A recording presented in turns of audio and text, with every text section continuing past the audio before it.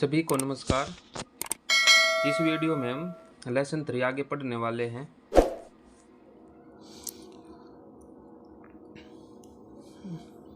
लैंगिक असमानता सूचकांक 2021। लैंगिक असमानता सूचकांक मानव विकास की सबसे बड़ी बाधाओं में से एक है। आज भी प्राय लड़कियों एवं महिलाओं के साथ स्वास्थ्य, शिक्षा, राजनीतिक प्रतिनिधित्व तथा श्रम बाजार में भागीदारी को लेकर भेदभाव पाया जाता है। किसी देश के अंदर पुरुषों एवं महिलाओं के बीच असमानता, उनके बीच अवसरों की असमानता, उपलब्धियों की असमानता और महिलाओं के सशक्तिकरण के अभाव के कारण बढ़ती जाती है। वैश्विक स्तर पर लैंगिक असमानता सूचकांक मान 0.465 है। भारत में महिलाओं के सशक्तिकरण के लिए चलाए गए विभिन्न कार्यक्रमों एवं योजनाओं और विधायी स्तर पर महिलाओं के लिए बनाए गए विभिन्न कानूनों के बावजूद यहाँ महिलाएं राजनीतिक, आर्थिक और सामाजिक रूप से पुरुषों की तुलना में कम सशक्त हैं। वर्ष 2021 में भारत का लैंगिक असमानता सूचकांक 0.490 और रैंक 122वीं रही है। भारत में कुल संसदीय सीटों का लगभग 13.4% ही महिलाओं के पास है और केवल 41.8% महिलाएं ही माध्यमिक शिक्षा प्राप्त कर पाती है। श्रम बाजार में महिलाओं की भागीदारी 19.2% है, जो कि पुरुषों की 70.1% की तुलना में काफ़ी कम है। लैंगिक असमानता सूचकांक के अंतर्गत मानव विकास के 3 महत्वपूर्ण आयामों के आधार पर असमानता को मापा जाता है: स्वास्थ्य, सशक्तिकरण और श्रम बाजार। नेक्स्ट है वैश्विक बहुआयामी गरीबी सूचकांक 2022। वर्ष 2010 में बहुआयामी गरीबी सूचकांक की अवधारणा को संयुक्त राष्ट्र विकास कार्यक्रम एवं ऑक्सफोर्ड गरीबी एवं मानव विकास पहल ऑक्सफोर्ड विश्वविद्यालय द्वारा संयुक्त रूप से मानव विकास रिपोर्ट के साथ विकसित किया गया। बहुआयामी गरीबी सूचकांक गरीबी के मापक के रूप में केवल आय की कमी को ही आधार नहीं बनाता, बल्कि इसके अलावा अनेक मापकों जैसे खराब स्वास्थ्य, कुपोषण, अशिक्षा, कौशल की कमी, निम्न जीवन स्तर, आवासीय सुविधाओं का अभाव एवं सामाजिक भेदभाव इत्यादि को भी आधार बनाता है। वैश्विक बहुआयामी निर्धनता सूचकांक में मानव विकास सूचकांक को प्रतिबंधित करने वाले 3 आयाम लिए गए हैं एवं इन तीनों को 10 सूचकों में विभाजित किया गया है।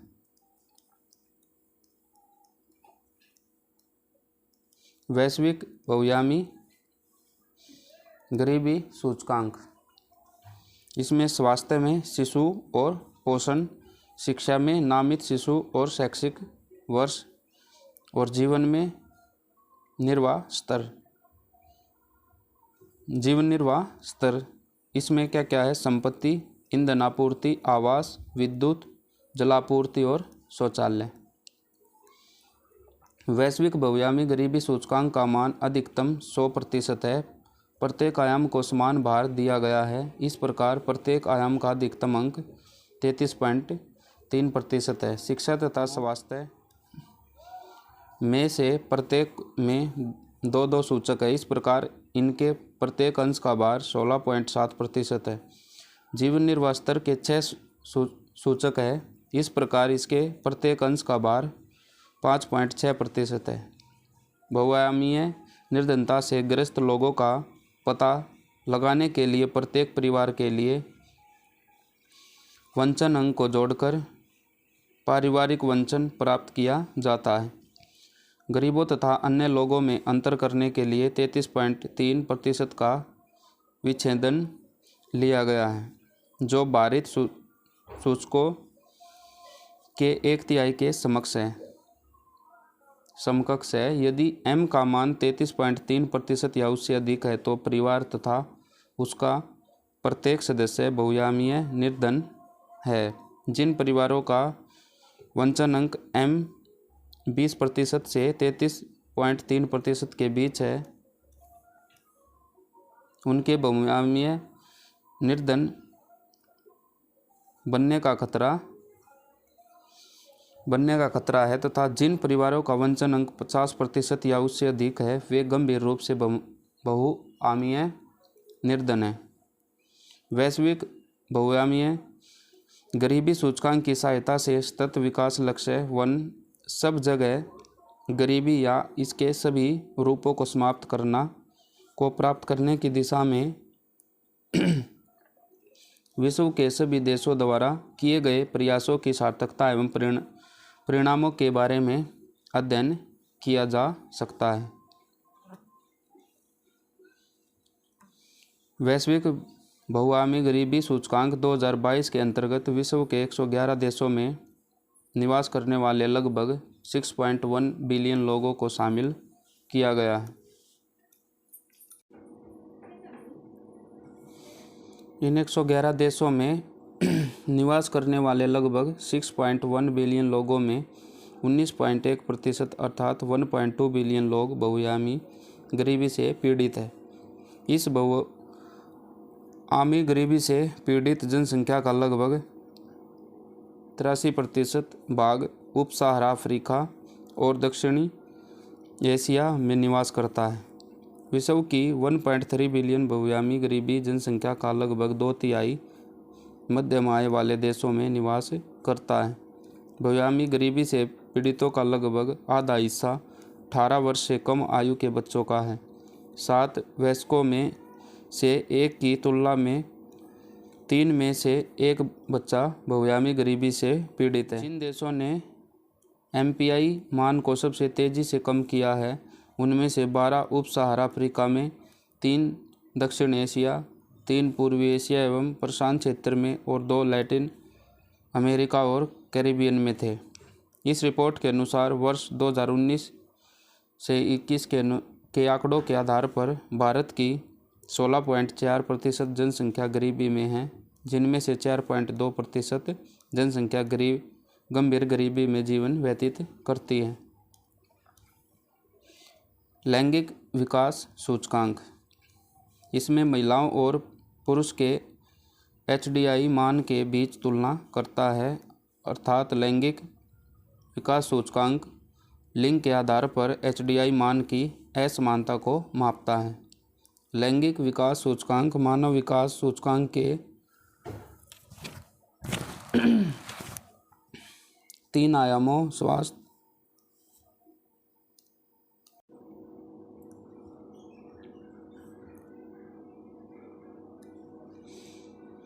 लैंगिक विकास सूचकांक मानव विकास सूचकांक के 3 आयामों स्वास्थ्य, ज्ञान और जीवन स्तर के आधार पर महिलाओं और पुरुषों के बीच मानव विकास उपलब्धियों के संदर्भ में असमानता का माप है। यहाँ महिला HDI मान को पुरुष HDI मान के प्रतिशत के रूप में दिखाते हुए लैंगिक असमानता को मापा जाता है। लैंगिक विकास सूचकांक के अंतर्गत HDI मूल्य में लैंगिक असमानता से पूर्ण विचलन के आधार पर देशों को 5 समूहों में बांटा गया है।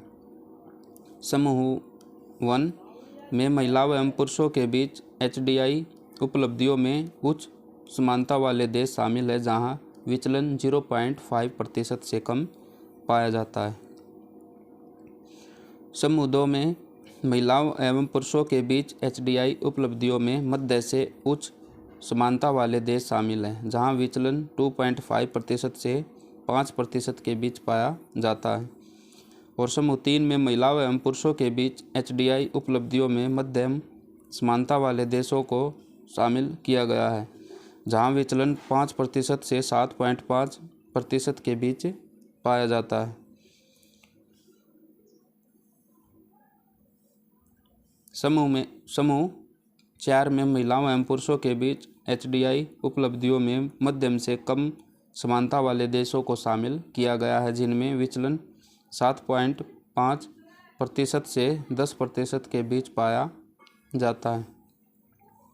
और समूह 5 में महिलाओं एवं पुरुषों के बीच HDI उपलब्धियों में कम समानता वाले देशों को शामिल किया जाता है, जहां पर विचलन 10% से अधिक पाया जाता है।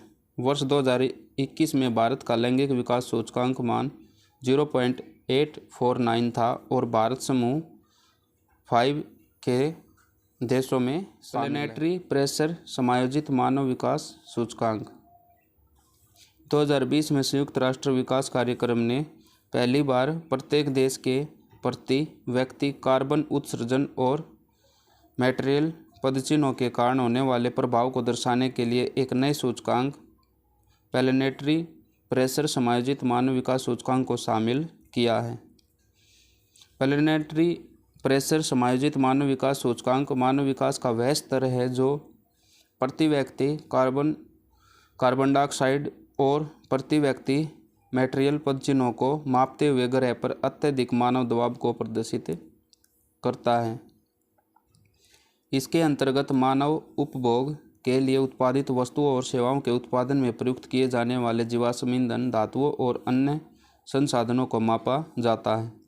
एक आदर्श परिदृश्य में जहां ग्रह पर कोई दबाव नहीं है, उस स्थिति में प्लैनेटरी प्रेशर समायोजित मानव विकास सूचकांक के बराबर होगा।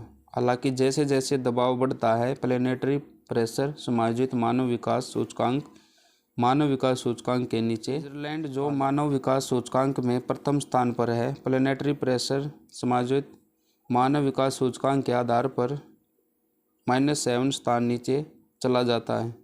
इसी प्रकार नॉर्वे जो कि HDI के आधार पर दूसरा देश है, वह PHDI के आधार पर 34 स्थान नीचे चला गया है। PHDI के आधार पर कनाडा और संयुक्त राज्य अमेरिका क्रमशः 46 और 36 स्थान नीचे चले गए। चीन की HDI रैंकिंग 79 है और PHDI के आधार पर इसकी रैंकिंग 14 स्थान नीचे चली गई है। मानव विकास सूचकांक 2021 में भारत का स्थान 132 है और प्लैनेटरी प्रेशर समायोजित मानव विकास सूचकांक के आधार पर यह 6 स्थान ऊपर चला जाता है। प्लैनेटरी प्रेशर समायोजित मानव विकास सूचकांक के आधार पर यदि विश्लेषण करें तो हम पाते हैं कि विश्व में कोई भी देश अभी तक प्राकृतिक संसाधनों पर भारी दबाव डाले बिना आर्थिक विकास के उच्च स्तर को प्राप्त नहीं कर पूंजी सूचकांक। विश्व बैंक ने मानव पूंजी सूचकांक 2020 जारी किया है। मानव पूंजी सूचकांक 2020 की थीम कोविड-19 के दौर में मानव पूंजी है। मानव विकास सूचकांक के अंतर्गत हर देश का अधिकतम मान 1 माना गया है। मानव पूंजी सूचकांक 2020 के अंतर्गत 174 देशों को शामिल किया गया है, जिनमें भारत का मानव पूंजी सूचकांक 0.49 है और 2020 के मानव पूंजी सूचकांक में देशों की रैंकिंग जारी नहीं की गई है। विकसित अर्थव्यवस्थाएं जैसे उत्तरी अमेरिका या यूरोप के देशों का सूचकांक ज़्यादातर 0.75 के ऊपर है, जबकि दक्षिण एशिया और उप सहारा अफ्रीकी देशों का सूचकांक सबसे कम है। मानव पूंजी सूचकांक में भारत के संबंध में वैश्विक शांति सूचकांक 2022 में वैश्विक शांति के औसत स्तर में 0.03% की गिरावट आई है। पिछले 14 वर्षों में यह 11वीं बार है जबकि वैश्विक शांति में गिरावट दर्ज की गई है। हालांकि यह गिरावट अपेक्षाकृत कम है। Institute for economics and peace की ओर से जारी 16वें ग्लोबल पीस इंडेक्स 2022 जारी किया गया है। ग्लोबल पीस इंडेक्स 2022 में 163 देशों के आंकड़ों में आइसलैंड लगातार वर्ष 2008 में 14वीं बार विश्व का सर्वाधिक शांतिपूर्ण देश बताया गया है। इस सूची में सर्वाधिक अशांत देश अफगानिस्तान है, जिसकी रैंक 163 है और वैश्विक शांति सूचकांक में 23 गुणात्मक एवं मात्रात्मक संकेतकों के आधार पर विश्व के देशों की शांति के स्तर का आकलन किया जाता है। इन संकेतों को समाज में सुरक्षा एवं सुरक्षा का स्तर, घरेलू एवं अंतर्राष्ट्रीय संघर्षों का विस्तार और सैन्यीकरण की स्थिति जैसे 3 विस्तृत विषयों के तहत वर्गीकृत किया जा सकता है। वर्ष 2022 के वैश्विक शांति सूचकांक का केंद्रीय विषय एक जटिल विश्व में शांति का मापन है। वैश्विक शांति सूचकांक 2022 में निम्नलिखित महत्वपूर्ण तथ्य सामने आए हैं। वर्ष 2022 में वैश्विक शांति के औसत स्तर में 0.3% की कमी हुई है। वर्ष 2008 से वैश्विक शांति के औसत स्तर में 3.2% की कमी हुई है और वर्ष 2008 में 84 देशों के वैश्विक शांति सूचकांक में कमी और 77 देशों के वैश्विक शांति सूचकांक में वृद्धि हुई है। वर्ष 2014 से विश्व में शांति के स्तर में लगातार कमी हो रही है। पिछले वर्ष की तुलना में 90 देशों के औसत वैश्विक शांति सूचकांक स्कोर में बढ़ोतरी हुई है, अर्थात 90 देशों में शांति के स्तर में वृद्धि हुई है। पिछले वर्ष की तुलना में 71 देशों के औसत वैश्विक शांति सूचकांक स्कोर में कमी हुई है, अर्थात 71 देशों में शांति के स्तर में कमी आई है। 3 देशों के औसत वैश्विक शांति सूचकांक स्कोर में कोई परिवर्तन नहीं हुआ है।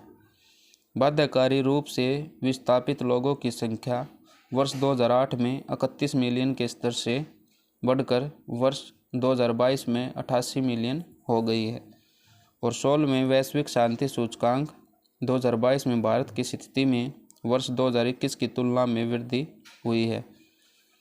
वैश्विक शांति सूचकांक 2022 में भारत 135वें स्थान पर है।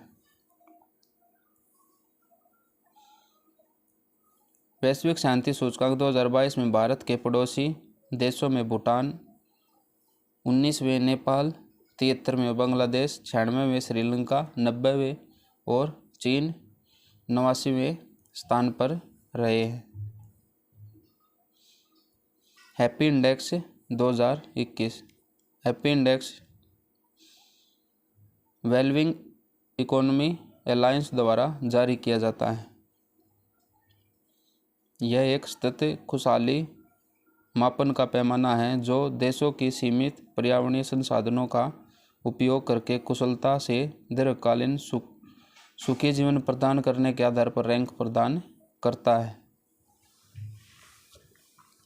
इस इंडेक्स का उद्देश्य यह बताना नहीं है कि विश्व में सबसे खुशहाल देश कौन सा है, बल्कि यह उस सापेक्षिक कुशलता को प्रदर्शित करता है जिसे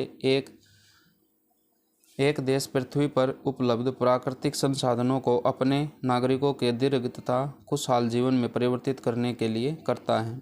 हैप्पी प्लेनेट इंडेक्स यह बताता है कि किस प्रकार सतत खुशहाली वाला जीवन व्यतीत किया जा सकता है। इस इंडेक्स को मापने में 3 तत्वों को शामिल किया जाता है। खुशहाली में इसमें देखा जाता है कि किसी देश के निवासी पूरे जीवन में कितने खुश होते हैं। जीवन प्रत्याशा, किसी देश में किसी व्यक्ति का औसत जीवन काल अर्थात उसकी औसत आयु कितनी है। पारिस्थितिक पदचिन्ह में हम एक देश के प्रत्येक निवासी का पर्यावरण पर औसत प्रभाव देखते हैं, जो कि ग्लोबल फुटप्रिंट नेटवर्क द्वारा तैयार आंकड़ों पर आधारित होता है।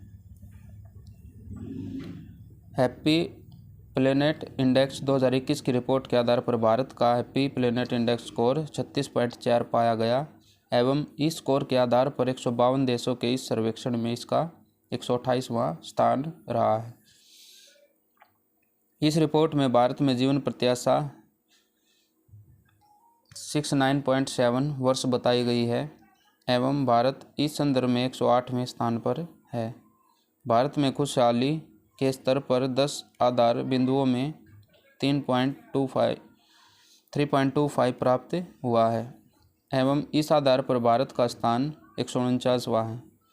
पारिस्थितिक पदचिन्ह के संदर्भ में भारत का मान 1.22 प्रति व्यक्ति वैश्विक हेक्टेयर है एवं इस मान के आधार पर भारत का 152 देशों की सूची में 30वां स्थान है। हैप्पी प्लेनेट इंडेक्स 2021 के आधार पर सूचकांक में प्रथम 3 देश क्रमशः कोस्टारिका, वेनुआटू तथा कोलंबिया है। नेक्स्ट है सतत विकास लक्ष्य सूचकांक।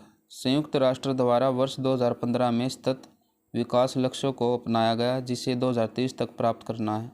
इस प्रकार विश्व के प्रत्येक देश को सतत विकास लक्ष्यों में शामिल 17 वैश्विक लक्ष्यों और 169 उद्देश्यों को वर्ष 2030 तक प्राप्त करना है। संयुक्त राष्ट्र के सतत विकास समाधान नेटवर्क, कैम्ब्रिज यूनिवर्सिटी,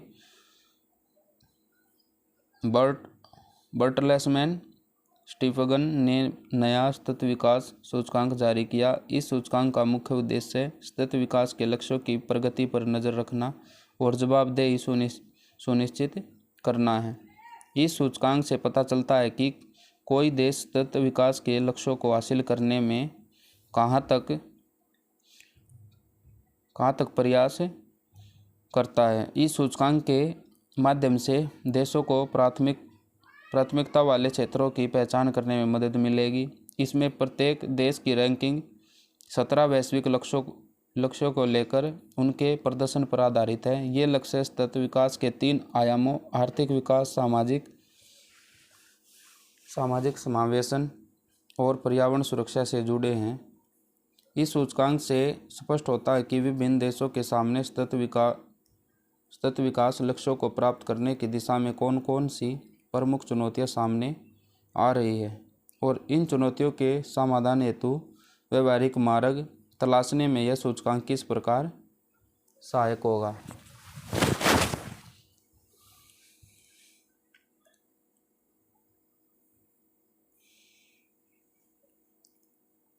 सतत विकास के लक्ष्यों को हासिल करने में इस सूचकांक में फिनलैंड पहले स्थान पर है, जिसके बाद क्रम से डेनमार्क और स्वीडन का 9 डोमेन स्पष्ट रूप से यह दर्शाते हैं कि सकल राष्ट्रीय खुशहाली के दृष्टिकोण से कई अंतःसंबंध कारक खुशी की स्थिति बनाने में महत्वपूर्ण है। सकल राष्ट्रीय खुशहाली सूचकांक वास्तव में राष्ट्रीय आय एवं प्रति व्यक्ति आय में वृद्धि के साथ सतत सामाजिक आर्थिक विकास, पर्यावरण संरक्षण, सांस्कृतिक मूल्यों का संरक्षण एवं सुशासन की स्थापना पर बल देता है।